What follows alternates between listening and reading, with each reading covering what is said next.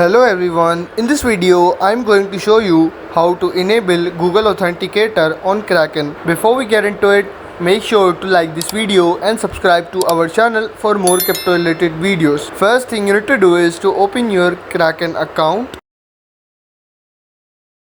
Once you have logged into your Kraken account, then you need to click on profile icon at the top left corner. Simply click on it. Once you will be landed on this page, then you need to scroll down to security option and simply tap on it. After that, click on Authenticator app. Now you need to click on add Authenticator app from this window. Now you need to use passkey if connected, and here it will ask you for download the Google Authenticator application first, and after successfully install Google Authenticator from your Play Store or Apple Store, then you need to click on this copy code. Once you copy it, then you need to open your Google Authenticator application. Now click on plus icon and click on enter a setup key. Now paste that key in your key section and code name Kraken and simply click on add.